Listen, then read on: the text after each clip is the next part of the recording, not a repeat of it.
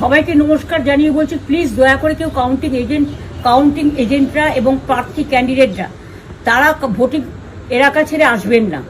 Strong রুমে যেখানে counting হচ্ছে, মানে সেন্টারে, সেখান ছেড়ে কেউ আসবেন না। এটা বিজেপির প্ল্যান। প্রথম 2-3 রাউন্ডে আমি কালকে থেকেই বলছি যে ওদেরগুলো আগে দেখাবে, আমাদেরগুলো পরে দেখাবে। এবং অনেক জায়গায় 2-3 রাউন্ড কাউন্টিং করার পরে প্রায় 100টা জায়গায় কাউন্টিং বন্ধ করে রেখে দিয়েছে। এবং কল্যাণীতে ধরা পড়েছে 7টা মেশিন, যেখানে কোনো মিল নেই। এটা টোটাল ফোর্সফুলি সেন্ট্রাল ফোর্সকে দিয়ে চারিদিকে তৃণমূল কংগ্রেসের উপর অত্যাচার করছে, অফিস ভাঙছে, জোর করে দখল করছে। এসআইআর নামে আপনারা দেখেছেন ভোট লুট করেছে যাতে যে সিটগুলো জিততে পারে। কিন্তু এখনো এমন 70টা সিট আছে, 100টা সিট আছে যেগুলো আমরা এগিয়ে আছি, সেগুলো বলছে না। টোটালটাই মিথ্যে নিউজ খাওয়াচ্ছে। আগে ডিআইসিও এই খবরগুলো দিত, কিন্তু তাকে কালকে চেঞ্জ করে দেওয়া হয়েছে। টোটালটাই ইলেকশন কমিশন নিজের ইচ্ছে মতো খেলছে, এবং সাথে কেন্দ্রীয় বাহিনীকে নিয়ে। এবং আমাদের পুলিশরা টোটাল মাথা নত করে কেন্দ্রীয় বাহিনীর আন্ডারে কাজ করছে। সুতরাং আমি আমাদের কাউন্টিং এজেন্টদের, আমাদের সমস্ত পার্টির কর্মীদের বলবো, অত মন খারাপ করার কারণ নেই।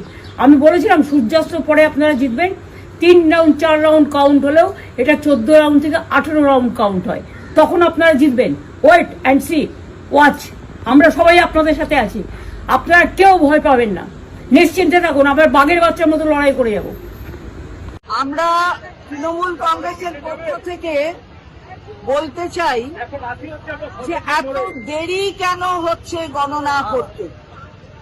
দেখা যাচ্ছে কোথাও কোথাও মাত্র 2-3 রাউন্ড গণনা হয়েছে, কোথাও কোথাও তাও হয়নি।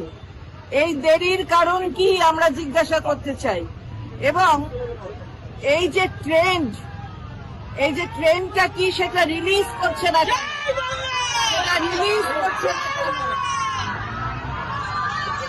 এই রিলিজ করা ইলেকশন কমিশনের এক্ষুনি উচিত। আমরা চাই 293টি আসনের গণনা হচ্ছে, তার ট্রেন্ড কি সেই ট্রেন্ডটা রিলিজ করুক। ইসিআই এত নির্বাক হয়ে আছে কেন? তার তো উচিত ইসিআই এর পক্ষ থেকে যে গণনার ট্রেন্ড কি এবং এত দেরিতে হচ্ছে কিনা তার কৈফিয়ত দেওয়ার, জবাব দেওয়ার আমরা জিজ্ঞাসা করতে চাই।